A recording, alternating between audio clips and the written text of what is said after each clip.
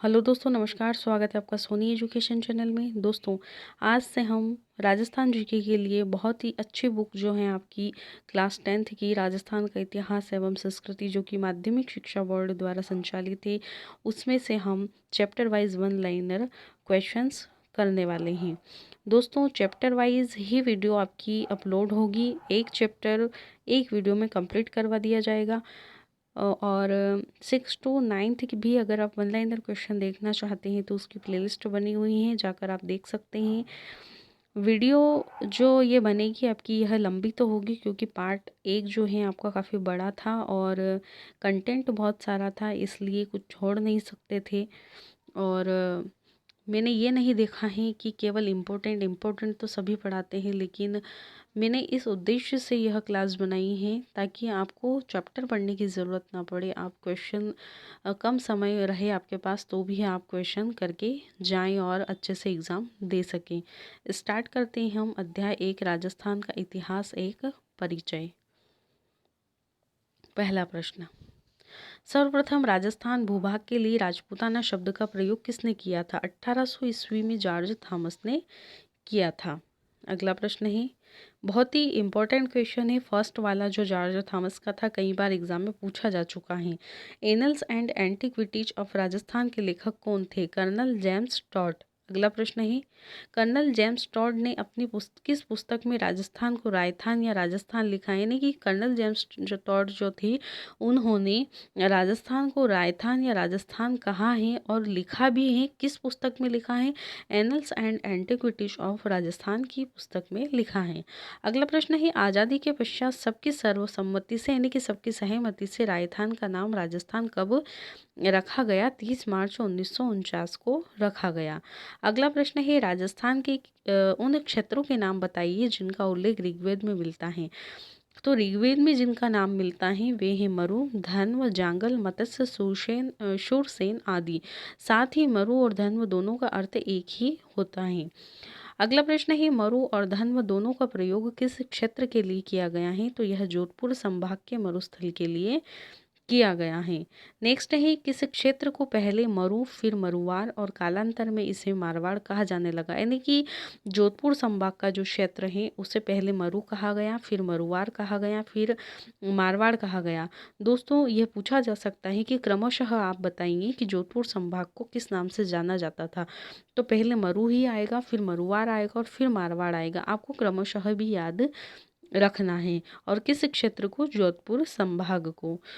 जहाँ शमी, केर, पीलू आदि होते हैं उस क्षेत्र के लिए किस शब्द का प्रयोग किया गया? तो उस क्षेत्र के लिए जांगल शब्द का प्रयोग किया गया है।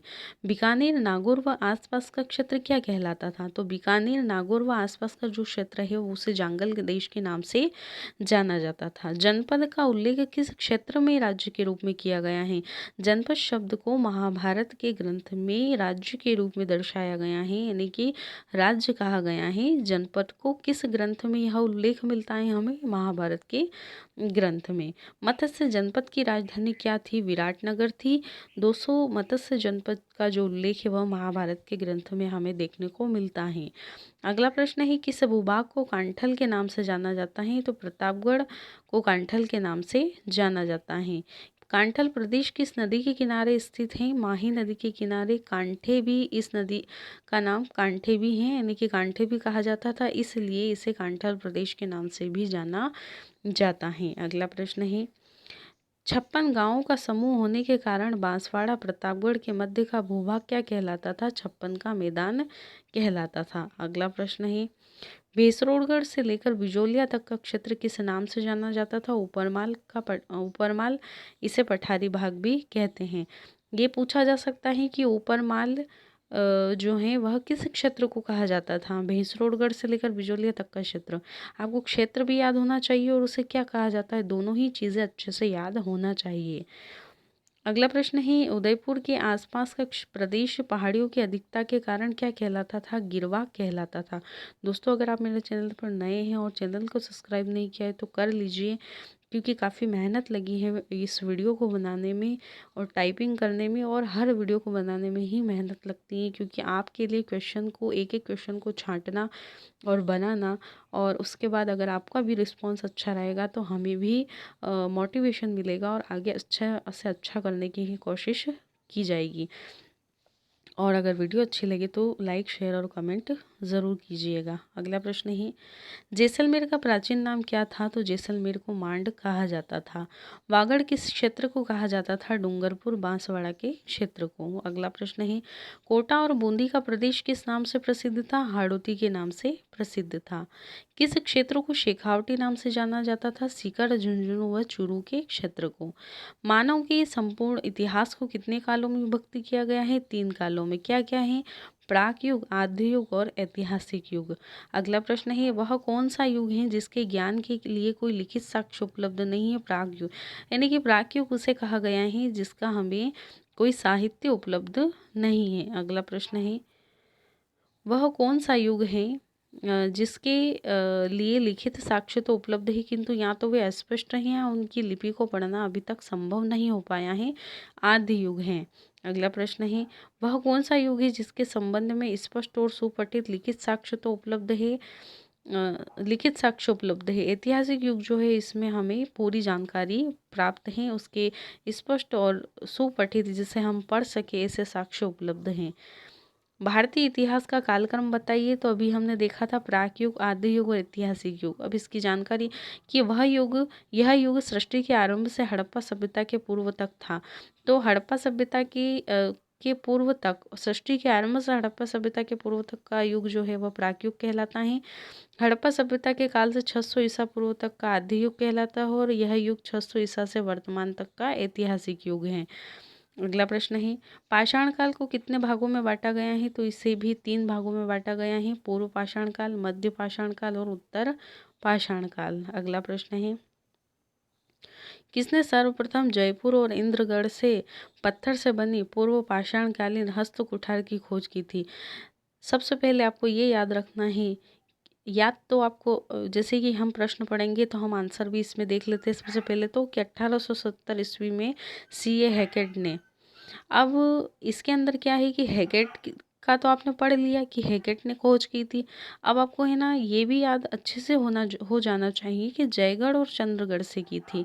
ठीक है, कई बार हम प्रश्न केवल आंसर पर ज़्यादा गौर करते हैं, लेकिन क्वेश्चन पे भी देना चाहिए, क्योंकि क्वेश्चन से भी वापस क्वेश्चन बनाया जा सकता है।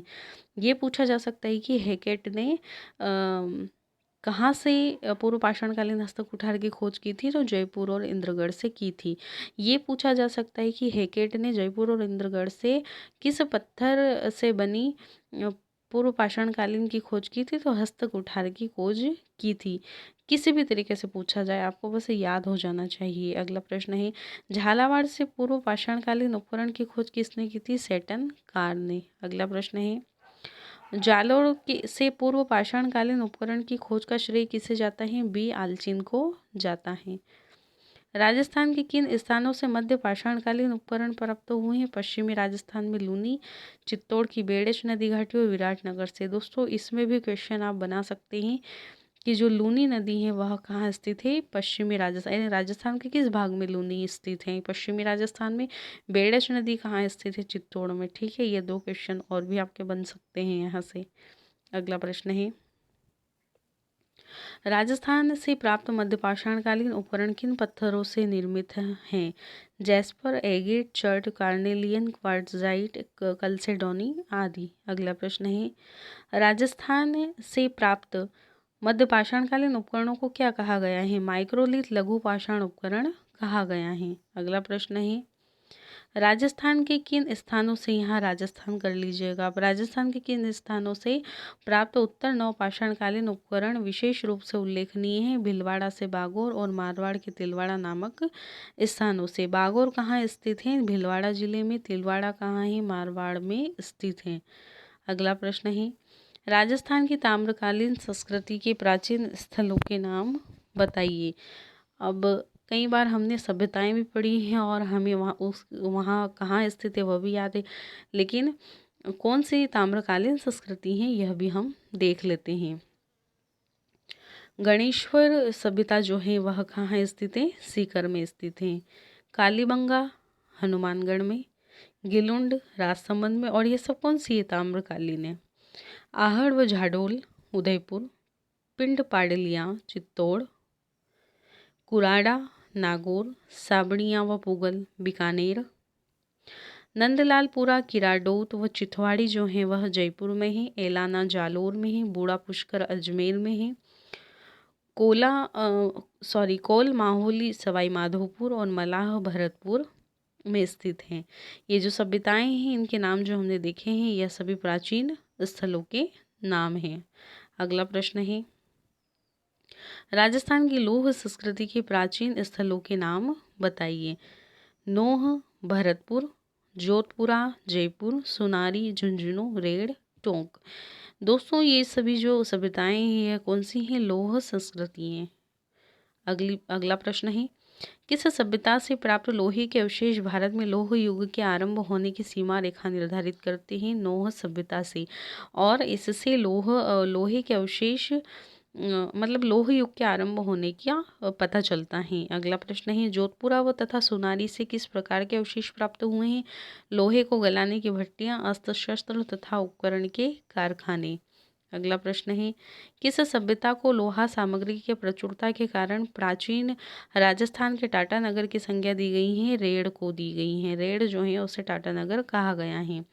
अगला प्रश्न है, लोहकाल के पश्चात राजस्थान में किस संस्कृति का उदय हुआ? स्लेटी रंग की चित्र मृदभांड संस्कृति। अगला प्रश्न है, राजस्थान की प्राचीन सभ्यताएं। अब राजस्थान की जो प्राचीन सभ्यताएं हैं उसके बारे में क्वेश्चन हम देखेंगे। कालीबंगा सभ्यता, बहुत ही अच्छे क्वेश्चन हैं और बहुत ही ज़्यादा टॉपिक इसके अंदर कवर हो जाएंगे आपके। कालीबंगा सभ्यता किस नदी तट पर विकसित हुई है? प्राचीन सरस्वती और दृष्टवती नदी, वर्तमान में घग्गर नदी का क्षेत्र कहलाता है। कालीबंगा सभ्यता कहाँ स्थित है? राजस्थान के हनुमानगढ़ जिले में। अगला प्रश्न है, कालीबंगा सभ्यता का नाम कालीबंगा क्यों पड़ा? खुदाई के दौरान वहां से काली चूड़ियां प्राप्त हुई थी, उस कारण से इसे कालीबंगा कहा गया है। पंजाब भाषा में बंगा का अर्थ होता है चूड़ी। अगला प्रश्न है, कालीबंगा सभ्यता की सर्वप्रथम खोज किसने की थी? 1952 में अमलानंद घोष ने की थी। और सारे क्वेश्चन इंपॉर्टेंट है, ठीक है।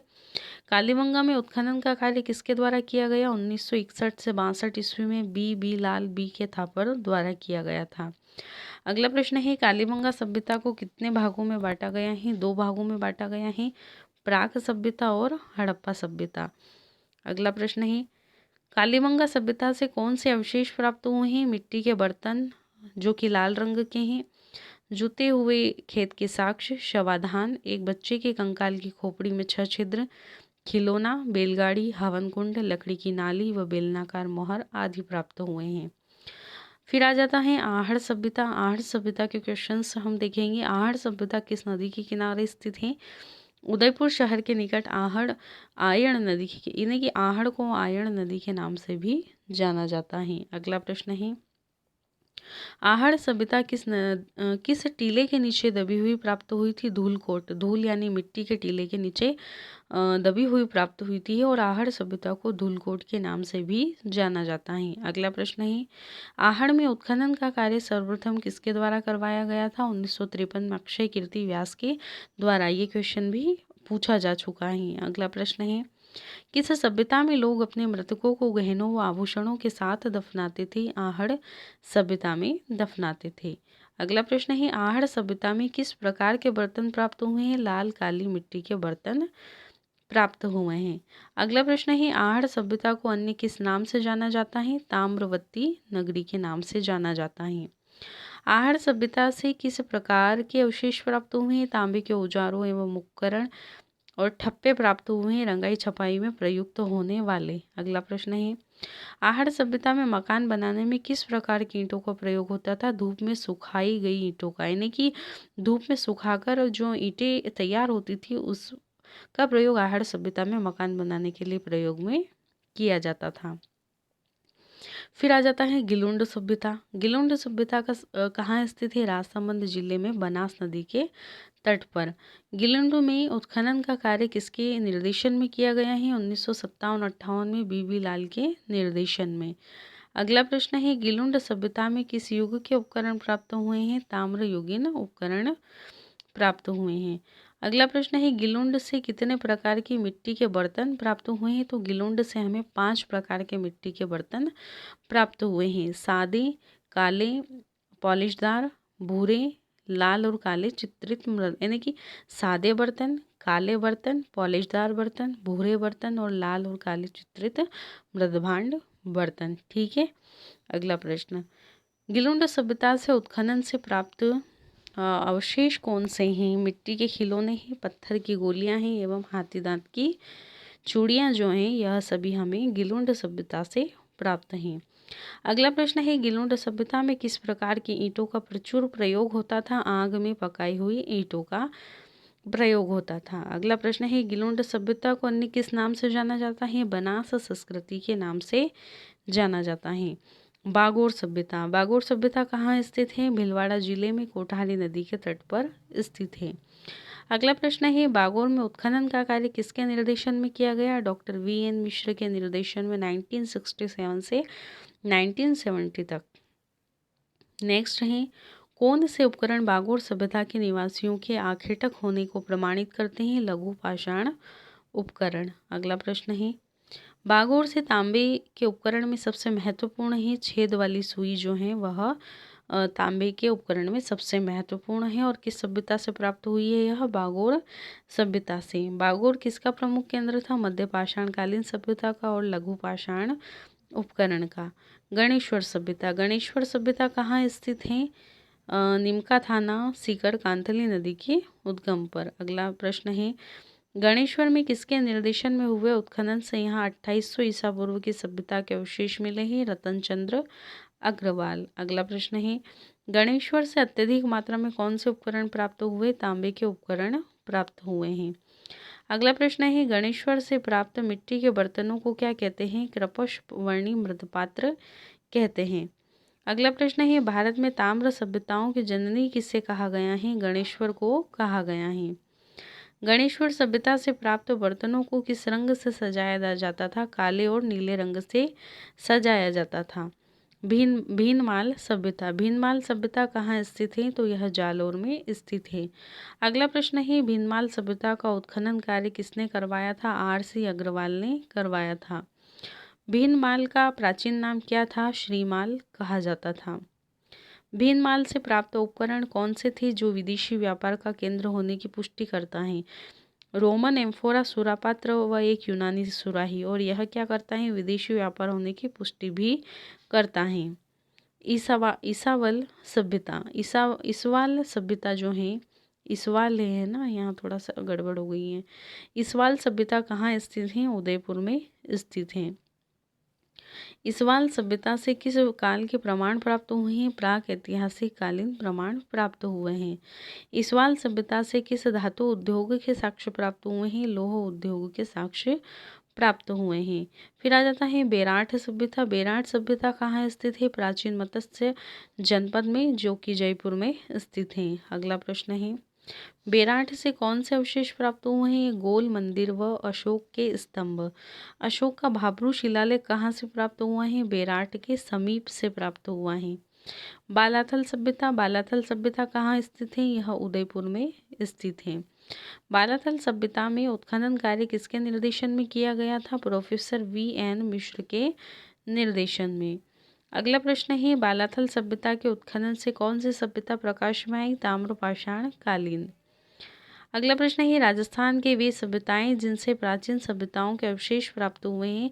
अब राजस्थान से प्राचीन सभ्यताओं के अवशेष प्राप्त हुए हैं क्या है? रंग महल सभ्यता हनुमानगढ़, ओजियाना भीलवाड़ा, नगरी सभ्यता चित्तौड़, बरौर गंगानगर, तिलवाड़ा बाड़मेर, जोधपुरा जयपुर, सुनारी झुंझुनू, भरतपुर नोह, भरतपुर नगर टोंक। ये जो सभ्यताएं हैं यहाँ से हमें प्राचीन सभ्यताओं के अवशेष प्राप्त हुए हैं।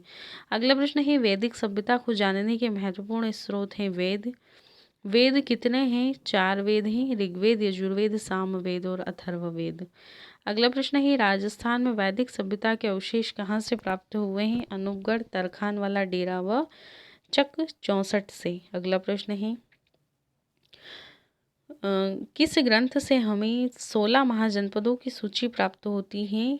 यहाँ किस कर लेना, किस ग्रंथ से हमें 16 महाजनपदों की सूची प्राप्त होती है? बौद्ध ग्रंथ अंगुत्तर निकाय से। शिवी जनपद किस क्षेत्र को कहा जाता था? चित्तौड़ के आसपास का क्षेत्र। अगला प्रश्न है, आर्य जन के रूप में मत्स्य जाति का उल्लेख सर्वप्रथम किस वेद में हुआ? ऋग्वेद में हुआ है। मत्स्य जनपद का उल्लेख हमें किस में मिलता है? महाभारत, शतपथ ब्राह्मण और कौशितकी उपनिषद में। यानी कि महाभारत में मिलता है, शतपथ ब्राह्मण में और कौशितकी उपनिषद में। मत्स्य जनपद का दक्षिण पश्चिम विस्तार कहाँ तक था? दक्षिण में चंबल की पहाड़ियों तक, पश्चिम में पंजाब में सरस्वती नदी के जंगलों तक था। महाभारत काल मत्स्य जनपद का शासक कौन था? विराट था। विराट नगर किसने बसाया था? तो विराट नगर विराट ने ही बसाया था, यानी कि इसने अपने नाम से ही एक नगर को, विराट नगर को बसाया था। मत्स्य जनपद की राजधानी विराट ने किसे बनाया? जयपुर से 85 किलोमीटर दूर विराट नगर को बनाया था। यानी कि मत्स्य जनपद की जो राजधानी थी वह उसको विराट ने किसे बनाया था? तो जयपुर से 85 किलोमीटर दूर विराट नगर को बनाया था।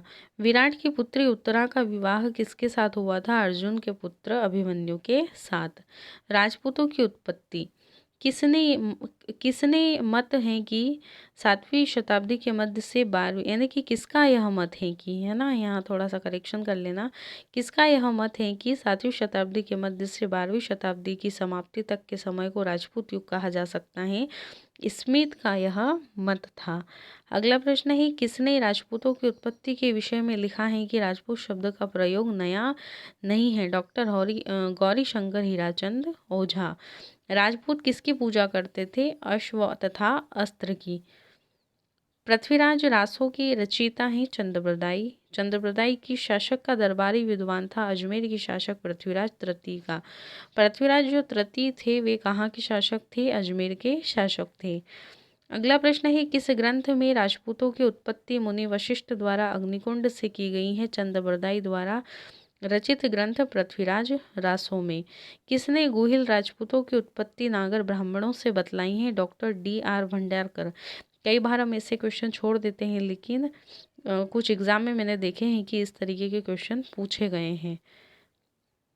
राजपूतों के ब्राह्मण वंशी होने के साक्ष्य के रूप में डॉक्टर भंडारकर किस शिलालेख का उल्लेख करते हैं? बिजोलिया शिलालेख का उल्लेख करते हैं। अगला प्रश्न है, किस शिलालेख में वासुदेव चौहान के उत्तराधिकारी सामंत को वत्स गोत्रीय ब्राह्मण बताया गया है? बिजोलिया शिलालेख में। अगला प्रश्न है, किसने मेवाड़ के गुहिलोतों को नागर जाति के ब्राह्मण गुहेदत्त का वंशज बताया है? डॉक्टर गोपीनाथ शर्मा ने। किसने लिखा है कि राजपूत शक अथवा सिथियान जाति के वंशज है? जेम्स टॉड ने लिखा है। अगला प्रश्न है, राजस्थान के प्रमुख राजपूत वंशों का परिचय, जिसमें हम पहला परिचय देखेंगे गुहिल वंश व ऐस वंश के प्रतापी शासकों का।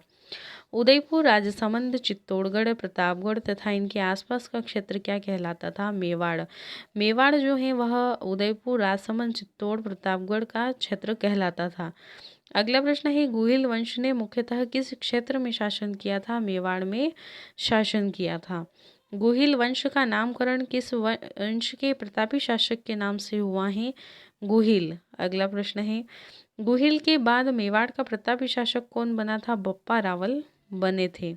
अगला प्रश्न है, बप्पा रावल। अब बप्पा रावल ने कब से कब तक शासन किया था? 734 से 753 तक। ये हेडलाइन लिखने का यह उद्देश्य है कि आपको यह पता चल जाए कि कब से कब तक इन्होंने शासन किया था।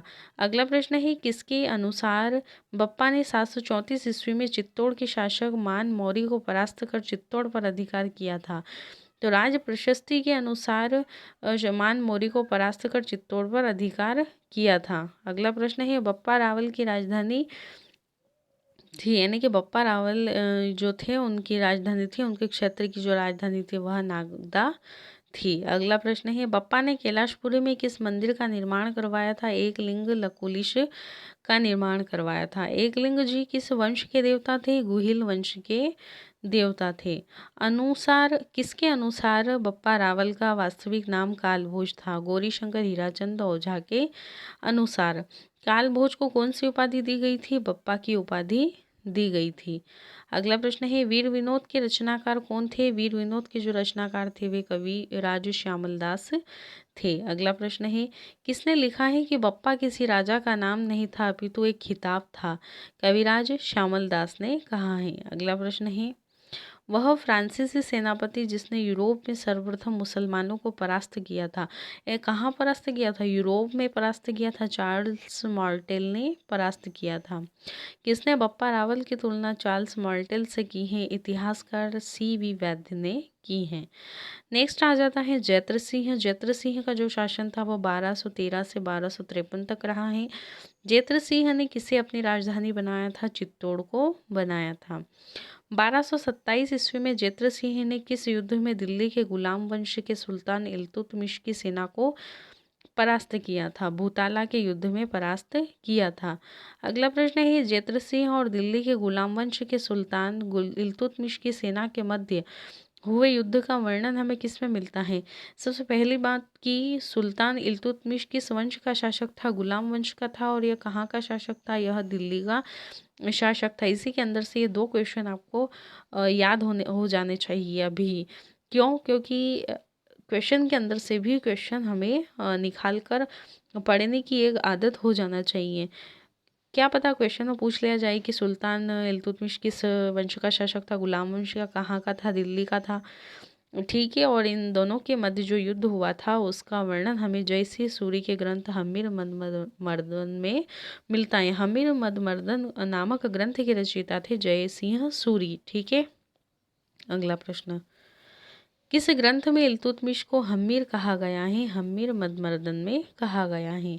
रतन सिंह। रतन सिंह का जो शासनकाल था वह 1302 से 1303 का रहा, मतलब 1 वर्ष का। किस रचना में अलाउद्दीन खिलजी के चित्तौड़ आक्रमण का कारण रावल रतन सिंह की पत्नी पद्मिनी को प्राप्त करना बतलाया गया है? 1540 ईस्वी में पद्मावत नामक रचना में। अगला प्रश्न है, पद्मावत के लेखक कौन है? मलिक मोहम्मद जायसी। अगला प्रश्न है, किसकी सेना से लड़ते हुए रतन सिंह व उसके सेनापति गोरा और बादल वीर गति को प्राप्त हुए थे? अलाउद्दीन की सेना से लड़ते हुए रतन सिंह और उसके जो सेनापति थे गोरा। और ये पूछा जा सकता है कि गोरा और बादल किसके सेनापति थे? रतन सिंह के थे।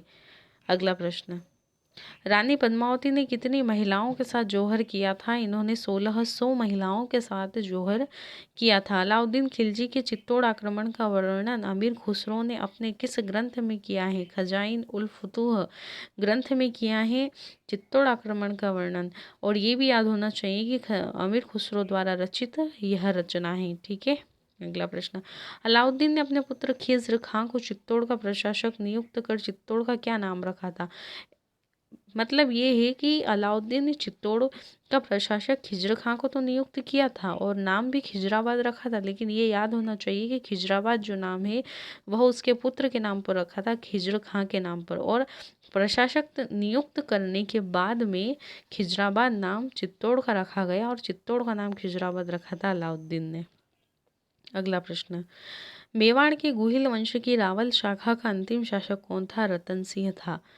ठीक है। और रावल शाखा का अंतिम शासक था। अगला प्रश्न है, राणा हम्मीर। राणा हम्मीर ने जो शासन किया था 1326 से 1364 ईस्वी तक किया था।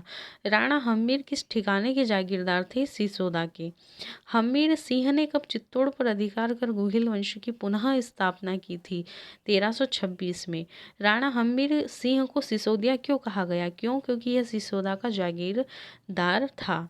हम्मीर को किसकी संज्ञा दी गई थी? मेवाड़ के एक उद्धारक की इन्हें संज्ञा दी गई थी।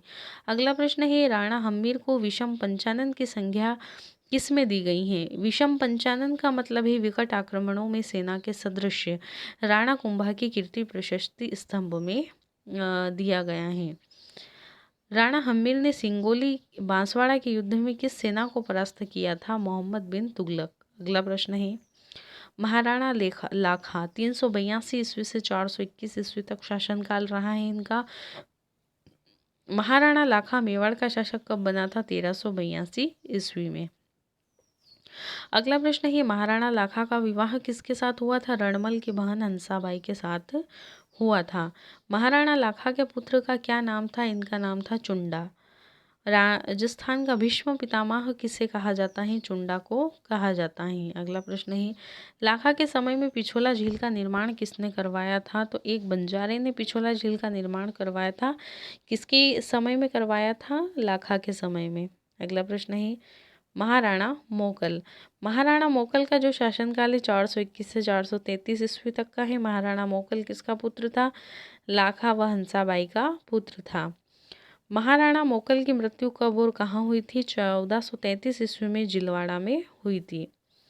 महाराणा कुंभा, इनका जो शासनकाल रहा 433 से 468 का रहा है। महाराणा कुंभा किसका पुत्र था? राणा मोकल का पुत्र था। महाराणा कुंभा मेवाड़ का शासक कब बना था? 1433 ईस्वी में। किस युद्ध में मालवा के शासक महमूद खिलजी को महाराणा कुंभा द्वारा परास्त कर बंदी बना लिया गया था? 1437 ईस्वी में सारंगपुर के युद्ध में। महमूद खिलजी जो था वह कहाँ का शासक था? मालवा का शासक था। अगला प्रश्न है, किस युद्ध में विजय प्राप्ति के उपलक्ष्य में कुंभा ने कीर्ति स्तंभ का निर्माण करवाया था? सारंगपुर के युद्ध में। ये तो पता है ही इसी कि कुंभा ने विजय स्तंभ का निर्माण करवाया था, यानी कि कीर्ति स्तंभ, हाँ विजय स्तंभ, इसे विजय स्तंभ भी कहा जाता है। कीर्ति स्तंभ का जो निर्माण करवाया था वह राणा कुंभा ने करवाया था। पहला प्रश्न। और दूसरा यह है कि किस युद्ध में विजय प्राप्ति के पश्चात? सारंगपुर के युद्ध में विजय प्राप्ति के उपलक्ष्य में उन्होंने इस स्तंभ का निर्माण करवाया था। महाराणा कुंभा ने अपने पुत्र रायमल का विवाह किसके साथ किया था? मारवाड़ की राजकुमारी के साथ। मालवा के महमूद खिलजी व गुजरात के कुतुबुद्दीन के बीच कौन सी संधि हुई थी? 1456 में चंपानेर की संधि हुई थी। अगला प्रश्न है, गुजरात में मालवा के शासकों ने मेवाड़ पर कब आक्रमण किया था? तो यह जो किया था यह 1457 से 58। अगला प्रश्न है, महाराणा कुंभा ने कितने दुर्गों का निर्माण करवाया था? वेरी आईएमपी हर किताब में ये क्वेश्चन आपको मिल जाएगा आरबीएससी बुक में, जिनमें सिरोही, अचलगढ़, कुंभलगढ़ का दुर्ग प्रमुख था। और जो 84 दुर्गों में से 32 दुर्गों का निर्माण इन्होंने करवाया था। कुंभलगढ़ के दुर्ग का शिल्पी कौन था? कुंभलगढ़ का दुर्ग जो बनाया गया था उसका शिल्पी मंडन था। अगला प्रश्न है, कुंभा ने किन मंदिरों का निर्माण करवाया था? चित्तौड़ में कुंभा स्वामी, एकलिंग जी का विष्णु मंदिर एवं रणकपुर का मंदिर, यह जो है यह कुंभा द्वारा निर्मित हैं। अग्निलिंग महात्म्य किसके द्वारा रचित है? कान व्यास के द्वारा रचित है। अगला प्रश्न है, किससे यह ज्ञात होता है कि कुंभा वेद, स्मृति, मीमांसा, उपनिषद, व्याकरण एवं राजनीति में रुचि रखता था? एकलिंग महात्म्य से ज्ञात होता है। संगीत राज, संगीत मीमांसा व सूड प्रबंध किसके द्वारा रचित थे? कान्ह व्यास के द्वारा। कुंभा ने किस ग्रंथ पर व्याख्या की है? यानी कि इन्होंने चंडी शतक पर व्याख्या की है। कुंभा ने किस ग्रंथ पर टीका लिखी है? गीत गोविंद और संगीत रत्नाकर पर टीका लिखी है और चंडी शतक पर व्याख्या की है। अगला प्रश्न है, राणा कुंभा के काल में किसने कीर्ति स्तंभ प्रशस्ति की रचना की है? कवि अत्रि और महेश ने। अगला प्रश्न है, महाराणा कुंभा को किन उपाधियों से विभूषित किया गया है? तो देखिए इनको कितनी सारी विभूतियाँ कितनी सारी उपाधियों से विभूषित किया गया था। महाराजाधिराज, राव राय, दान गुरु, राजगुरु, परम गुरु, हाल गुरु, अभिनव भट्टाचार्य, हिंदू सुल्तान के नाम से विभूषित किया गया और ये आपको याद होना चाहिए। महाराणा कुंभा की हत्या किसके द्वारा की गई थी? उनके पुत्र उदा के द्वारा, यानी कि महाराणा कुंभा को उनके ही पुत्र ने मार दिया था या हत्या कर दी थी। महाराणा कुंभा का पुत्र जो था उदा था और कब वह हत्या की थी? 1468 ईस्वी में कर दी गई थी। राणा सांगा जो शासनकाल रहा वो 509 से 528 ईस्वी तक रहा है। सांगा के कितने भाई थे? तो राणा सांगा के 3 भाई थे, पृथ्वीराज, जयमहल व राज सिंह। अगला प्रश्न है, इतिहास में महाराणा सांगा किस नाम से प्रसिद्ध हैं? हिंदू पद के नाम से प्रसिद्ध हैं। महाराणा सांगा मेवाड़ का शासक कब बना था? 1509 में। अगला प्रश्न है, महमूद खिलजी कहाँ का सुल्तान था? यह मालवा का सुल्तान था। 1517 ईस्वी में महाराणा सांगा ने किस युद्ध में दिल्ली के सुल्तान इब्राहिम लोदी को परास्त किया था? खातौली वर्तमान में कोटा जिले में स्थित है और खातौली के युद्ध में इब्राहिम लोदी को परास्त किया गया था और इब्राहिम लोदी दिल्ली का सुल्तान था।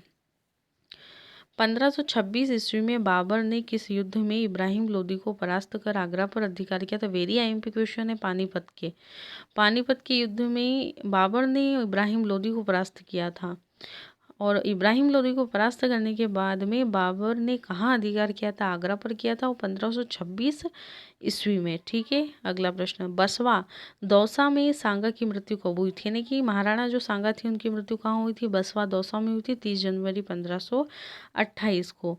महाराणा सांगा का समाधि स्थल कहाँ है? तो इनका स्थल जो मांडलगढ़ में स्थित है।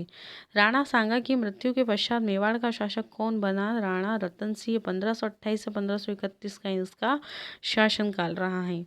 अगला प्रश्न है, राणा रतन सिंह के पश्चात मेवाड़ का शासक कौन बना? राणा विक्रमादित्य बना था। अब आ जाते हैं राणा उदय सिंह, जो कि 1537 से 1572 का इनका शासनकाल रहा है। किसने अपने पुत्र चंदन का बलिदान करके उदय सिंह को बनवीर से बचाया था? पन्ना धाय ने। अगला प्रश्न है, पन्ना धाय ने उदय सिंह को बचाकर किस किले में रखा था? कुंभलगढ़ के किले में उदय सिंह को बचाकर पन्ना धाय ने वहां रखा था। किसके सहयोग से उदय सिंह का राज्याभिषेक हुआ था? 1537 ईस्वी में मालदेव के सहयोग से। अगला प्रश्न है, उदय सिंह ने किसे अपनी राजधानी बनाया था? 1559 ईस्वी में उदयपुर को बनाया था। उदयपुर नगर किसने बसाया था? राणा उदय सिंह ने बसाया था। अगला प्रश्न है, देखिए ये जो नगर है ना कि किसने बसाया था या इसके संस्थापक कौन थे, ये क्वेश्चन भी आते हैं। इसलिए ये क्वेश्चन इंक्लूड इसीलिए किए गए हैं कि इसमें से भी पूछे जाते हैं। ज़रूर नहीं कि आपकी एग्ज़ाम में पूछ लिया जाए और ज़रूरी यह भी नहीं है कि नहीं भी पूछा जाए, दोनों ही बातें हैं। इसलिए क्वेश्चन हम पढ़ लेंगे तो ज़्यादा अच्छा रहेगा। उदय सिंह किले की रक्षा का भार किसे सौंपकर पहाड़ियों पर चला गया था? जयमल और फत्ता नामक 2 सेना नायकों को। किसने जयमल और फत्ता की वीरता से मुग्ध होकर, और ये जो जयमल फत्ता थे यह जब उदय सिंह इन्हें सौंप कर गया था जिम्मेदारी, तब ये शहीद हो गए थे और इनकी वीरता से मुक्त होकर आगरा के किले के बाहर उनकी हाथी पर सवार पत्थर की मूर्तियां लगवाई थी अकबर ने। महाराणा प्रताप 1572 से 97 तक इनका शासनकाल रहा है और इनके काफ़ी क्वेश्चन बने हैं और वेरी आईएमपी टॉपिक है ये महाराणा प्रताप का। इनका जन्म 9 मई 1540 को कुंभलगढ़ में हुआ था। अगला प्रश्न है, महाराणा प्रताप मेवाड़ के शासक कब बने? से 1572 ईस्वी में। महाराणा ने किससे अपना उत्तराधिकारी बनाया था? जगमाल को बनाया था। महाराणा प्रताप के काल में दिल्ली का मुगल बादशाह कौन था? अकबर था। अकबर ने महाराणा प्रताप से समझौते के प्रयास में 1572 ईस्वी से 1576 के मध्य 4 शिष्टमंडल किसके नेतृत्व में भेजे थे? क्रमशः जलाल खां, पहला दूसरा मानसिंह, तीसरा भगवान दास, चौथा टोडरमल के नेतृत्व में। अगला प्रश्न है, 1576 ईस्वी के प्रारंभ में अकबर मेवाड़ अभियान की तैयारी हेतु कहाँ पहुंचा था? अकबर अजमेर पहुंचा था। मेवाड़ अभियान का नेतृत्व अकबर ने किसे सौंपा था? मान सिंह को सौंपा था। खमनोर के पास मुगल सेना का प्रताप से युद्ध कब हुआ था? 18 जून 1576 को। कुछ विद्वान यह तिथि 21 जून भी स्वीकार करते हैं। दोनों ही आपको याद होना चाहिए, जो एग्जाम में हो वो आपको करेक्ट करना है। खमनोर का युद्ध किस नाम से जाना जाता है? हल्दी घाटी के युद्ध के नाम से। प्रताप की सेना के हरावल दस्ते का नेतृत्व कौन कर रहा था? हकीम खां सूर कर रहा था। और प्रताप की सेना का जो हरावल दस्ता है, हरावल का मतलब होता है सेना का अग्रिम दस्ता, अग्रिम दस्ता कहा जाता है। अगला प्रश्न है, मुगल सेना के हरावल का नेतृत्व कौन कर रहा था? जगन्नाथ कछवाहा। देखिए, प्रताप की सेना का नेतृत्व हकीम खां सूर कर रहा था और मुगल सेना के हरावल का नेतृत्व जगन्नाथ कछवाहा कर रहे थे। किसने युद्ध में प्रताप के जीवन को संकट में देखकर प्रताप का मुकुट धारण कर युद्ध किया था? झाला बिदा ने। अकबर और महाराणा प्रताप के मध्य हुए युद्ध को किसने व क्या नाम दिए? तो अकबर और महाराणा प्रताप के मध्य जो युद्ध हुए थे उसे अबुल फजल ने खमनोर का युद्ध कहा है, बदायूं ने गोगुंदा का युद्ध कहा है, जेम्स टॉड ने हल्दी घाटी का युद्ध कहा है। हल्दी घाटी का जो युद्ध हुआ था उसी के बारे में यह प्रश्न है। ठीक है, अगला प्रश्न, हल्दी घाटी युद्ध का नाम हल्दी घाटी क्यों पड़ा? यहाँ हल्दी चढ़ी कई नवविवाहित ताई पुरुष वेश में लड़के मरी थी। अगला प्रश्न है, शाहबाज खां कुंभलगढ़ दुर्ग पर अधिकार करने कब पहुंचा था? 3 अप्रैल 1578 को। अगला प्रश्न, 1582 ईस्वी में महाराणा प्रताप ने मुगलों के विरुद्ध किस सैनिक चौकी पर आक्रमण किया था? दीवेर की सैनिक चौकी पर आक्रमण किया था। अगला प्रश्न है, मेवाड़ का मैराथन किसे कहते हैं? दीवेर को कहते हैं। वेरिया एमपी क्वेश्चन है। महाराणा प्रताप ने किसे अपनी राजधानी बनाया था? चावंड को बनाया था। महाराणा प्रताप की मृत्यु कब हुई थी? 19 जनवरी 1597 को हुई थी। अगला प्रश्न है, महाराणा प्रताप का अंतिम संस्कार कहाँ किया गया? चावंड के पास बाडोली नामक गांव में, और यहाँ पर ही उनकी समाधि भी बनी हुई है। मेवाड़ का धर्मोपल्ली किसे कहा गया है? हल्दी घाटी को कहा गया है। अगला प्रश्न है,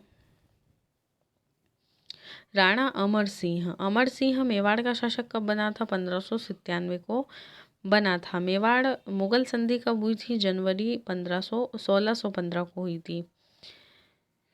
अगला प्रश्न है, महाराणा राज सिंह 1652 से 1680 तक इन्होंने शासन किया था। मुगल सम्राट ने चित्तौड़ दुर्ग को ढहाने के लिए 30,000 सेना के साथ सादुल्ला खां को भेजा था। अगला प्रश्न है, किसने राज सिंह को 6000 जात एवं सवार का मनसब प्रदान किया था? औरंगजेब ने।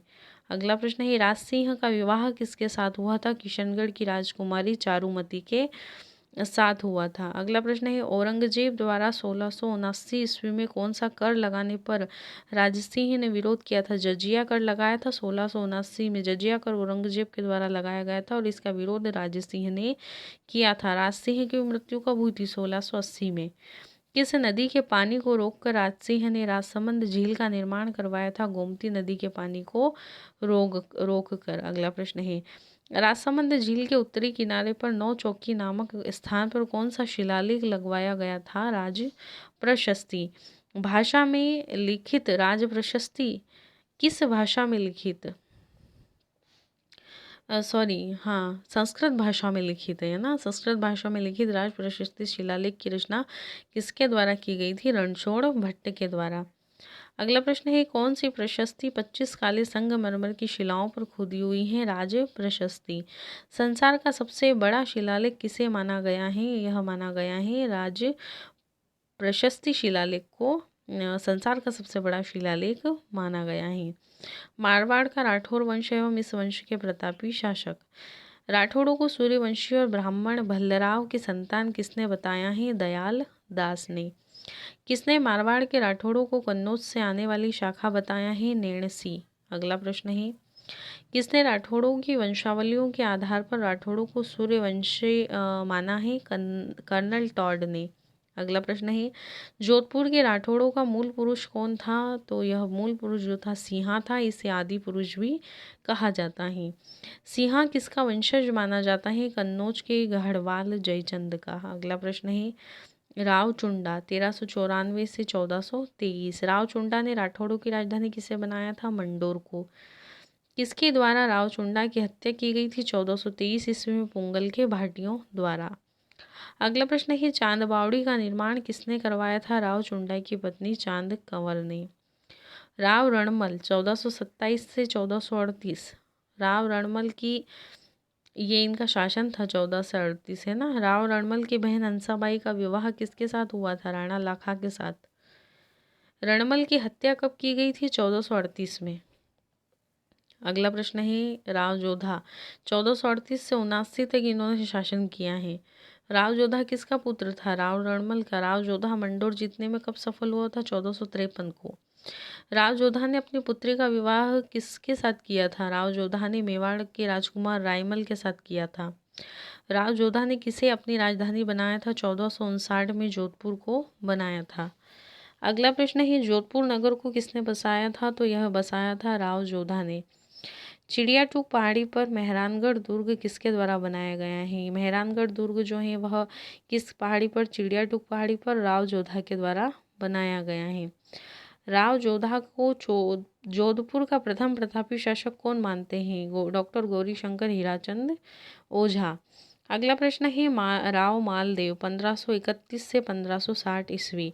राव मालदेव ने किस युद्ध में राणा सांगा की ओर से भाग लिया था? खानवा के युद्ध में। अगला प्रश्न है राव मालदेव के पिता कौन थे? राव गंगा थे। राव मालदेव ने किसके साथ विवाह किया था? जैसलमेर के राव लूणकरण की पुत्री उमादे से 1536 में किया था। राव मालदेव की पत्नी उमादे किस नाम से प्रसिद्ध हुई थी? रूठी रानी के नाम से प्रसिद्ध हुई थी। अगला प्रश्न है जेता और कुप्पा जनवरी 1544 में गिरी सुमेल में किससे युद्ध करते हुए वीर गति को प्राप्त हुए थे? शेर शाह से। जेता और कुप्पा हैं वो जनवरी 1544 में शहीद हुए थे गिरी सुमेल में युद्ध करते हुए शेर शाह सूरी से। वीरता से प्रभावित होकर शेर शाह ने यह कहा कि किसकी वीरता से प्रभावित होकर, यहाँ किसकी कर लेना आप कि किसकी वीरता से प्रभावित होकर शेर शाह ने यह कहा कि एक मुट्ठी बाजरे के लिए मैं हिंदुस्तान की बादशाहत खो देता। जेता और कुप्पा। शेर शाह की मृत्यु कब हुई थी? 1545 को। मालदेव की मृत्यु कब हुई थी? यह हुई थी 1562 को।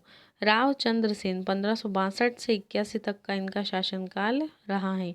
राव मालदेव ने किसे अपना उत्तराधिकारी बनाया था? चंद्रसेन को। मालदेव का यह तीसरा पुत्र था। अकबर ने किसके नेतृत्व में एक सेना भेजकर 1564 ईस्वी में जोधपुर पर अधिकार कर लिया था? हुसैन कुली खां। अगला प्रश्न है अकबर ने जोधपुर का अधिकारी किसे नियुक्त किया था? तो बीकानेर के राय सिंह को नियुक्त किया था। चंद्रसेन की मृत्यु कब हुई थी? 1581 में चंद्रसेन की मृत्यु हुई थी। किसने राव चंद्रसेन की तुलना महाराणा प्रताप से की है? विश्वेश्वर नाथ रेऊ। मारवाड़ का प्रताप किसे कहा जाता है? चंद्रसेन को कहा जाता है। अगला प्रश्न है मोटा राजा उदय सिंह है जो इनका शासनकाल रहा है 1583 से 95 तक। 1581 से 83 ईस्वी के मध्य मारवाड़ किसके अधीन था? खालसा सीधे केंद्र के अधीन था। अकबर ने उदय सिंह को कहाँ का शासक नियुक्त किया था? 1583 ईस्वी में जोधपुर का शासक नियुक्त किया था। उदय सिंह ने 1587 में अपनी पुत्री जोधाबाई जिसे जगत गुसाई के नाम से भी जाना जाता है का विवाह किसके साथ किया था? जहांगीर के साथ। जहांगीर की पत्नी जोधाबाई के पुत्र का नाम क्या था? खुर्रम। अगला प्रश्न महाराजा जसवंत सिंह प्रथम इनका शासनकाल रहा 38 से 78 तक। जसवंत सिंह का जन्म हुआ था 1526 में बुरहानपुर में। जसवंत सिंह अपने पिता गज सिंह के सर्वगवास के समय कहाँ थे? अपने विवाह हेतु बूंदी में थे। जसवंत सिंह का मंत्री कौन था? मोहणौत नेणसी। नेणसी ने किन ग्रंथों की रचना की है? नेणसीरी ख्यात व मारवाड़ परगनारी विगत नामक ग्रंथों की रचना की है। जसवंत सिंह की मृत्यु कब हुई थी? यह हुई थी 28 नवंबर 1678 को। अब आ जाता है बीकानेर का राठौड़ वंश एवं इस वंश के प्रतापी शासक। राव बिका 1465 से 1504 तक का इनका शासनकाल रहा है। राव बिका किनके पुत्र थे? मारवाड़ के शासक राव जोधा के। राव बिका ने किसके पुत्र से विवाह किया था? तो इन्होंने किया था पुंगल के राव शेखा की पुत्री से। बीकानेर की स्थापना किसके द्वारा की गई थी? राव बिका के द्वारा की गई थी 1488 में। अगला प्रश्न है राव बिका ने राठौड़ सत्ता का दूसरा केंद्र किसे बनाया था? बीकानेर को। राव बिका ने करणी माता के मूल मंदिर का निर्माण कहाँ करवाया था? देशनोक में करवाया था। किसने करवाया था? राव बिका ने। राव लूणकर्ण जो थे उनका शासनकाल 1505 से 1526 तक रहा है। यह राव बिका के पुत्र थे। राव लूणकर्ण ने नागौर के किस शासक को हराया था? मोहम्मद खां को हराया था। राव लूणकर्ण को किसने अपने ग्रंथ में कलयुग का कर्ण कहा है? बिठू सूजा ने अपने ग्रंथ राव जेतसिरो छंद में कहा है और यह लिखा है बिठू सूजा ने। अगला प्रश्न किस ग्रंथ में राव लूणकर्ण की दानशीलता की तुलना कर्ण से की गई है? कर्मचंद्र वंशोत्कीर्तन काव्यम में की गई है। अगला प्रश्न है लूणकरण सर झील का निर्माण किसे माना गया है? निर्माता राव लूणकर्ण को बताया है। राव जेतसी का शासनकाल 1526 से 41 तक रहा है। जेतसिंह ने 1534 ईस्वी में काबुल के किस मुगल शासक को पराजित किया था? कामरान हुमायूं का भाई। जेतसिंह और मुगल शासक कामरान के मध्य हुए युद्ध का वर्णन बिठू सूजा ने अपने किस ग्रंथ में किया है? राव जेतसिरो छंद में किया है। किस युद्ध में राव जेतसिंह मालदेव की सेना से लड़ता हुआ वीर गति को प्राप्त हुआ था? साहेबा पाहेबा जोधपुर युद्ध में। साहेबा पाहेबा युद्ध में वीर गति को प्राप्त हुआ था, है ना, 1541 में। अगला प्रश्न है राव कल्याणमल 1541 से 74 का इनका शासनकाल रहा है। राव कल्याणमल ने खानवा के युद्ध में किसकी ओर से भाग लिया था? राणा सांगा की ओर से 1527 ईस्वी। अगला प्रश्न है राव कल्याणमल ने किसके दरबार में उपस्थित होकर मुगल अधीनता स्वीकार की थी? 1570 में अकबर के नागौर दरबार में उपस्थित होकर मुगल अधीनता स्वीकार करने वाला पहला राठौड़ शासक कौन था? राव कल्याणमल था। राव कल्याणमल के कितने पुत्र थे? 2 पुत्र थे, राय सिंह व पृथ्वीराज। अगला प्रश्न राव कल्याणमल का दूसरा पुत्र पृथ्वीराज किसका दरबारी कवि था? अकबर का दरबारी कवि था। बेली किसकी किसन रुक्मणी रे नामक ग्रंथ की रचना किसने की थी? पृथ्वीराज ने। राव रायसी 1574 से 1612 तक इनका शासनकाल रहा है। रायसिंह को अकबर ने 1572 में कहाँ का प्रशासक नियुक्त किया था? जोधपुर का। 1574 ईस्वी में रायसिंह किस उपाधि के साथ बीकानेर का शासक बना? महाराजाधिराज।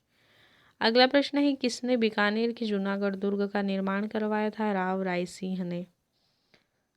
राव रायसिंह को किसने राजपूताने का कर्ण की संज्ञा दी है? मुंशी देवी प्रसाद ने। अगला प्रश्न है राव कर्ण सिंह 1631 से 68 तक का शासनकाल इनका रहा है। जाखड़िया गांव की सीमा विवाद को लेकर राव कर्ण सिंह और नागौर के शासक अमर सिंह के मध्य हुए युद्ध को किस नाम से जाना जाता है? मतिरेरी राड़ 1642 से 44 तक चला था और कर्ण सिंह और नागौर के शासक अमर सिंह के मध्य यह युद्ध हुआ था। अगला प्रश्न है किसने अपने ग्रंथ में राव कर्ण सिंह को जांगलधर बादशाह कहा है? चिंतामणि भट्ट ने अपने ग्रंथ शुक सप्तती में। साहित्य कल्पद्रुम के लेखक कौन थे? कर्ण सिंह। अगला प्रश्न है कर्णभूषण और काव्य डाकिनी नामक ग्रंथ किसके द्वारा रचित है? गंगानंद मैथिल के द्वारा। गंगानंद मैथिल किसके दरबारी विद्वान थे? राव कर्ण सिंह के विद्वान थे। अगला प्रश्न शाकंभरी का चौहान व इस वंश के प्रतापी शासक। चौहानों का अग्निवंशीय माना है किसने? वंशावलियों और ख्यातों ने।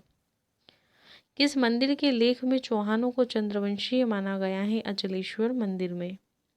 डॉक्टर दशरथ शर्मा चौहानों की उत्पत्ति किस वंश से मानते हैं? ब्राह्मण वंश से मानते हैं। अगला प्रश्न है किस शिलालेख के अनुसार सांभर झील का निर्माण का प्रवर्तक वासुदेव चौहानों का आदि पुरुष था? बिजोलिया शिलालेख। अगला प्रश्न है प्रारंभ में चौहान किसके सामंत थे? गुर्जर प्रतिहारों के सामंत थे। अगला प्रश्न है किसने गुर्जर प्रतिहारों की अधीनता से चौहानों को मुक्त करवाया था? गोवक प्रथम ने। अगला प्रश्न है किस ग्रंथ में गोविंद तृतीय की उपाधि वैरीघट्ट शत्रु संहारक मिलती है? पृथ्वीराज विजय नामक ग्रंथ में। अगला प्रश्न है अजयराज 1105 से 1133 ईस्वी तक इनका शासनकाल रहा है। अजयराज कब शासक बना था, है ना, यहाँ थोड़ा सा कहीं कहीं मिस टाइपिंग में। अजयराज कब शासक बना था? 1105 ईस्वी में। अगला प्रश्न है 1113 ईस्वी में अजय मेरू नगर अजमेर के संस्थापक कौन थे? अजयराज थे। अजयराज द्वारा चलाए गए चांदी व तांबे के सिक्के क्या कहलाए? अजय प्रिय द्रंब कहलाए। अजयराज द्वारा चलाए गए थे, है ना। अजयराज द्वारा चलाए गए चांदी के व तांबे के सिक्के। अजयराज की पत्नी कौन थी? रानी सोमलवती थी। अर्णोराज 1133 से 55 तक का इनका शासनकाल रहा है। अर्णोराज ने अजमेर में किस झील का निर्माण करवाया था? आना सागर झील का। अर्णोराज ने पुष्कर में किस मंदिर का निर्माण करवाया था? वराह मंदिर का निर्माण करवाया था। अब आ जाता है विग्रहराज चतुर्थ जिनका शासनकाल रहा 1158 से 1163। विग्रहराज ने किसको पराजित कर दिल्ली पर अधिकार किया था? तोमरों को पराजित किया था। दिल्ली पर अधिकार करने वाला पहला चौहान शासक कौन था? विग्रहराज। किसने विग्रहराज को कवि बांधव की उपाधि दी थी? जयानक भट्ट ने। हरकेली नाटक के रचनाकार कौन थे? विग्रहराज थे। ललित विग्रहराज नाटक की रचना किसने की थी? सोमदेव ने की थी। सोमदेव किसके दरबारी कवि थे? तो यह थे विग्रहराज के दरबारी कवि। विग्रहराज ने अजमेर में एक संस्कृत पाठशाला बनवाकर उस पर किस नाटक की पंक्तियां खुदवाई थी? हरकेली।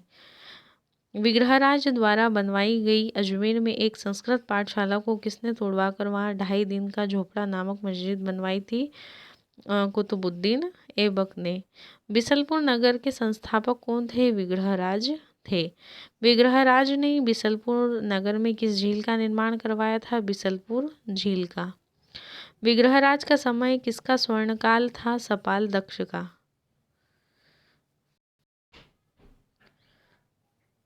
अगला प्रश्न है पृथ्वीराज तृतीय 1177 से 1192 तक इनका शासनकाल रहा है। पृथ्वीराज तृतीय कितने वर्ष की आयु में शासक बना था? 11 वर्ष की। आल्हा और उदल किस युद्ध में वीरगति को प्राप्त हुए थे? तो यह महोबा के युद्ध में वीरगति को प्राप्त हुए थे। तराइन का प्रथम युद्ध कब हुआ था? 1191 ईस्वी में हुआ था। तराइन का युद्ध किसके मध्य हुआ था? पृथ्वीराज और मोहम्मद गोरी के मध्य।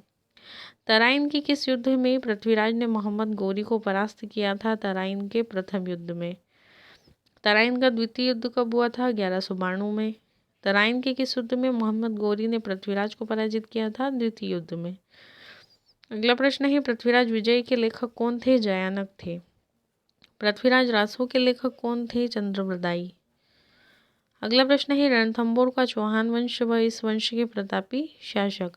रणथंभौर के चौहान वंश का संस्थापक कौन था? गोविंदराज पृथ्वीराज का तृतीय पुत्र था और 1194 में इन्होंने स्थापना की थी। हम्मीर 1282 से 1301 तक का इनका शासनकाल रहा। हम्मीर का राज्यारोहण कब हुआ था? 1282 में।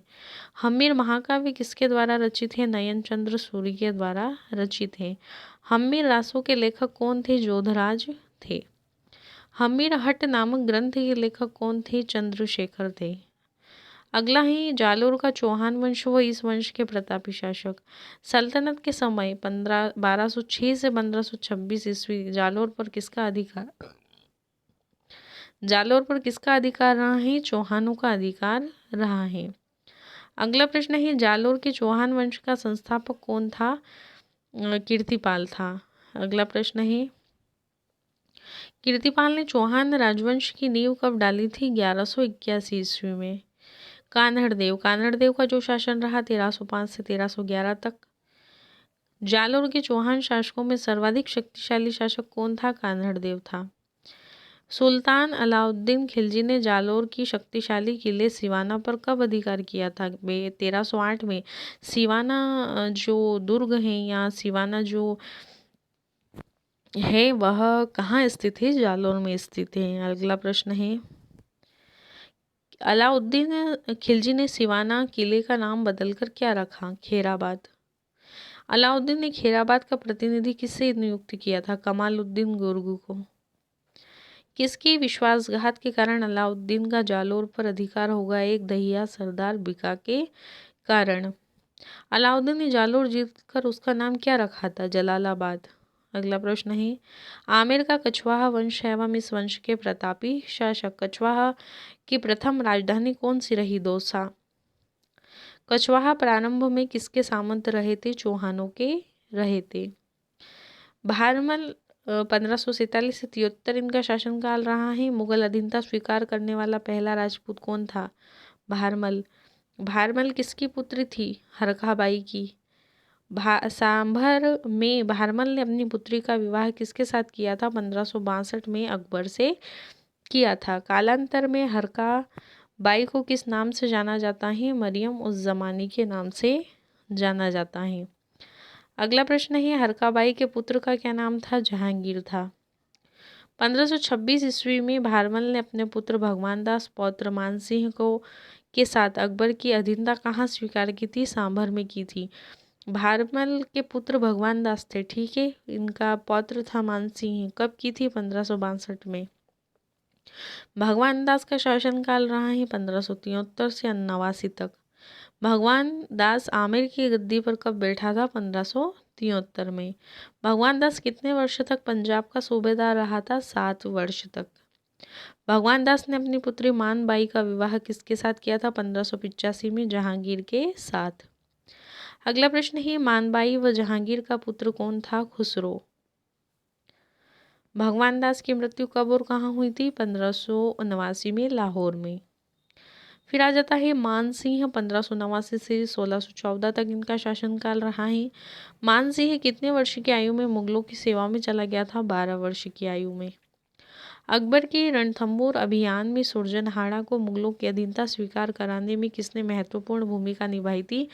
मान सिंह ने 1569 में। 1573 ईस्वी में मान सिंह गुजरात अभियान के दौरान किसके पास संधि का दूसरा प्रस्ताव लेकर गया था? महाराणा प्रताप। अकबर ने मानसिंह को कौन सी उपाधि दी थी? फर्जंद बेटा की उपाधि दी थी। अकबर ने मानसिंह को कितना मनसब प्रदान किया था? 7000 का मनसब प्रदान किया था। मानसिंह आमेर का शासक कब बना था? 1589 ईस्वी में बना था। मानसिंह ने किसे जीतकर पहली बार उसे मुगल साम्राज्य का अंग बनाया था? 1592 ईस्वी में उड़ीसा को। मानसिंह की मृत्यु कब और कहाँ हुई थी? 1614 ईस्वी में इलचीपुर में। मानसिंह के समय रचित मान प्रकाश नामक रचना के रचनाकार कौन थे? मुरारी दान। मानसिंह के समय मानसिंह कीर्ति मुक्तावली नामक रचना के रचनाकार कौन थे? जगन्नाथ थे। मानसिंह के समय ही रानी कंकावती ने अपने पुत्र जगत सिंह की स्मृति में किस मंदिर का निर्माण करवाया था? जगत शिरोमणि मंदिर का निर्माण करवाया था। मिर्जा राजा जय सिंह 1621 से 1667 ईस्वी तक। राजा जय सिंह ने कितने वर्ष की आयु में आमेर के शासक बने थे? 1621 में 11 वर्ष की आयु में। राजा जय सिंह को कितने मुगल सम्राटों की सेवा में रहने का अवसर मिला था? 3 मुगल सम्राट जहांगीर, शाहजहां और औरंगजेब। 1637 ईस्वी में जय सिंह को कौन सी पदवी देकर शुजा के साथ कंधार भेजा गया था? मिर्जा राजा की उपाधि के साथ। अगला ही शिवाजी और जय सिंह के मध्य होने वाली संधि किस नाम से जानी जाती है? पुरंदर की संधि 1665 ईस्वी में। प्रसिद्ध कवि बिहारी का आश्रयदाता कौन है? राजा जय सिंह। बिहारी सत्सई नामक ग्रंथ की रचना किसने की थी? बिहारी ने की थी। सवाई जय सिंह 1700 से 1743 ईस्वी तक इनका शासनकाल रहा है। सवाई जय सिंह का जन्म कब हुआ था? 3 दिसंबर 1688 को। जय सिंह प्रथम की तुलना में वीरता, वाक्पटुता को अधिक मात्रा में पाकर किसने जय सिंह का नाम सवाई जय सिंह रखा था? औरंगजेब ने। सवाई जय सिंह ने आमेर का राज्यभार किसे कब संभाला था? 1700 में। जय सिंह के प्रयासों से राजपूत राजाओं को हुरना में सम्मेलन कब बुलाया गया था? 17 जुलाई 1734 को। सवाई जय सिंह की मृत्यु कब हुई थी? 1743 ईस्वी को। सवाई जय सिंह ने 1725 ईस्वी में नक्षत्रों की शुद्ध सारणी बनवाई, जिसका क्या नाम रखा गया था? जीज मोहम्मद शाही। सवाई जय सिंह ने किस ज्योतिष ग्रंथ की रचना की थी? कारिका नामक ज्योतिष ग्रंथ की रचना की थी। अगला प्रश्न है, जय सिंह ने वेधशालाओं का निर्माण कहाँ करवाया था? जयपुर, दिल्ली, मथुरा, उज्जैन और बनारस में। सबसे बड़ी वेधशाला कौन सी है? जंतर मंतर वेधशाला जयपुर में। अगला प्रश्न है, जंतर मंतर वेधशाला को यूनेस्को द्वारा विश्व धरोहर सूची में कब शामिल किया गया? जुलाई 2010 में। जयपुर नगर के संस्थापक कौन थे? तो जयपुर नगर के संस्थापक सवाई जय सिंह थे। सवाई जय सिंह ने किस वास्तुशास्त्री से जयपुर नगर का नक्शा बनवाया था? बंगाली वास्तुशास्त्री विद्याधर से। आयताकार खंडों वाले जयपुर नगर का निर्माण कब किया गया? 1727 ईस्वी में। अगला प्रश्न, वह अंतिम हिंदू नरेश कौन था जिसने अश्वमेध यज्ञ संपन्न करवाया था? सवाई जय सिंह। सवाई जय सिंह ने नाहरगढ़ किले का निर्माण कहाँ करवाया था? 1734 ईस्वी में जयपुर में। अगला प्रश्न है, सवाई जय सिंह ने जयगढ़ में किस तोप का निर्माण करवाया था? जयबाण तोप का। सवाई जय सिंह ने किन महलों का निर्माण करवाया था? चंद्रमहल, सिसोदिया की रानी, जल महल। और ये याद होना चाहिए आपको, ठीक है। अगला प्रश्न है, वह पहला हिंदू शासक जिसने सती प्रथा की रोकथाम हेतु प्रयास किए व विधवा विवाह को मान्यता प्रदान करने हेतु नियम बनाए? सवाई जय सिंह से रिलेटेड काफ़ी क्वेश्चन ही इसमें और सभी आईएमपी है। अब छोड़िएगा मत, सारे क्वेश्चन पढ़ना है। क्वेश्चन तो बना ही रखे हैं, केवल आपको रिवाइज करना है। जैसलमेर का भाटी राजवंश एवं इस वंश के प्रतापी शासक। जैसलमेर की नींव किसने रखी थी? जैसल ने। किस किले का इतिहास 2.5 साखे के लिए प्रसिद्ध है? जैसलमेर का इतिहास। पहला साका किस शासक के समय हुआ था जब अलाउद्दीन खिलजी ने जैसलमेर पर आक्रमण किया था? मूलराज। अगला प्रश्न है, दूसरा साका किसके समय हुआ था जब फिरोज शाह तुगलक ने जैसलमेर पर आक्रमण किया था? राव दुदा। तीसरा अर्ध साका कब हुआ था? 1550 में। तीसरा अर्ध साका मतलब आधा था, इसलिए इसे 2.5 साका कहा गया है। तीसरा अर्ध साका के समय जैसलमेर के शासक लोणकरण ने किस शासक को शरण दी थी? कंधार के शासक अमीर अली को। और तीसरे अर्ध साके के समय लोणकरण यहाँ का शासक था।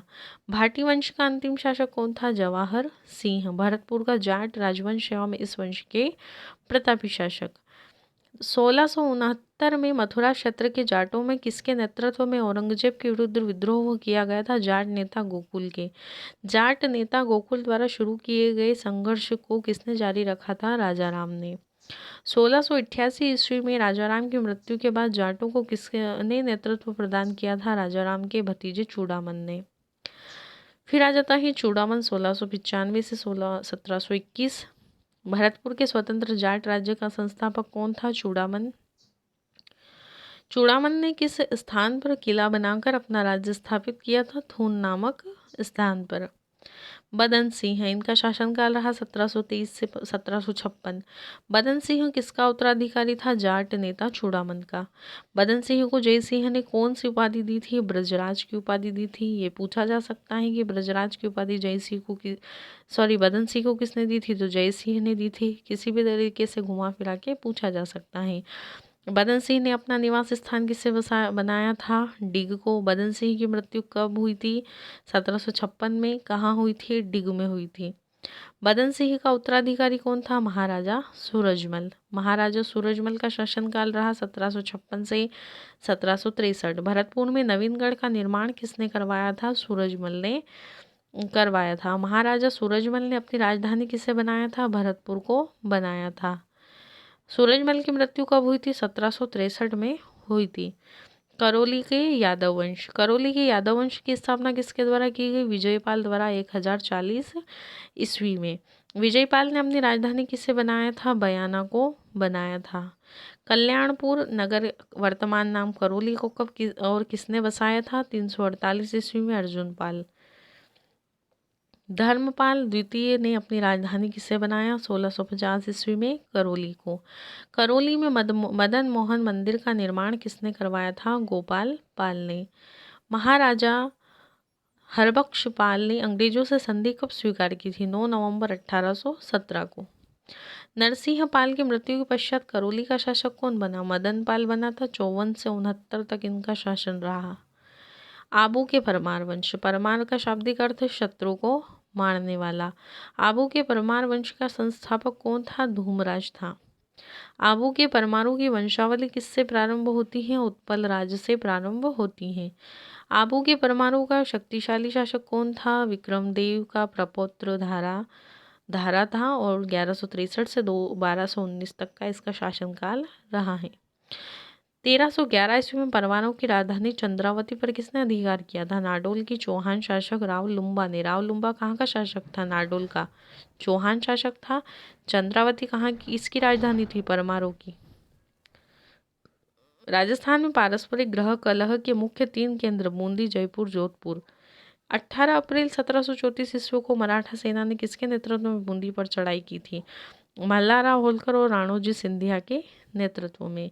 कितने दिनों के संघर्ष के बाद बूंदी पर मराठों का अधिकार हुआ था? 4 दिन। 22 अप्रैल यानी कि 22 अप्रैल को हुआ था। ये जो क्वेश्चन है 18 अप्रैल 1734 को मराठा सेना ने बूंदी पर चढ़ाई की थी और उसके 4 दिन बाद बूंदी पर मराठों का अधिकार हो गया था, यानी कि 22 अप्रैल को। हुरडा सम्मेलन कब हुआ था? 16 जुलाई 1734 को। IMP क्वेश्चन है। हुरडा सम्मेलन की अध्यक्षता किसने की थी? मेवाड़ के नए महाराणा जगत सिंह द्वितीय ने। अगला प्रश्न, मेवाड़ के महाराणा अमर सिंह द्वितीय के पुत्री चंद्र कुंवर बाई का विवाह किसके साथ हुआ था? सवाई जय सिंह के साथ 1708 में। सितंबर 1743 ईस्वी में सवाई जय सिंह की मृत्यु के बाद गद्दी पर कौन बैठा? उसका ज्येष्ठ पुत्र ईश्वरी सिंह। लाल सोट के पास तुंगा नामक स्थान पर मराठों और राठौड़ कछवाहा गठबंधन की सेनाओं के मध्य 28 जुलाई 1787 में युद्ध हुआ था। मराठों और राजपूतों के मध्य पाटन का युद्ध कब हुआ था? 20 जून 1790 को। मेवाड़ की राजकुमारी कृष्णा कुमारी के पिता कौन थे? भीम सिंह थे। और ये भी पूछा जा सकता है कि कृष्णा कुमारी कहाँ की राजकुमारी थी? तो मेवाड़ की राजकुमारी थी। ये आपका आज का जो चैप्टर था वो कंप्लीट हो चुका है। 418 क्वेश्चन बने हैं, लगभग 400 से ऊपर क्वेश्चन बने हैं और सारे क्वेश्चन बहुत अच्छे हैं। और मुझे नहीं लगता कि अब आपको बुक पढ़ने की ज़रूरत है, क्योंकि क्वेश्चन ही इतने सारे और अच्छे से बना दिए गए हैं। मुझे उम्मीद है कि वीडियो अच्छी पसंद आई होगी, कंटेंट अच्छा लगा होगा। वीडियो अच्छी लगी तो लाइक शेयर कमेंट ज़रूर कीजिएगा। और इसकी नेक्स्ट वीडियो चैप्टर 2 की भी मैं जल्दी ही अपलोड कर दूँगी। ज़्यादा से ज़्यादा शेयर कीजिएगा। सब्सक्राइब नहीं किया तो कर लीजिए। धन्यवाद।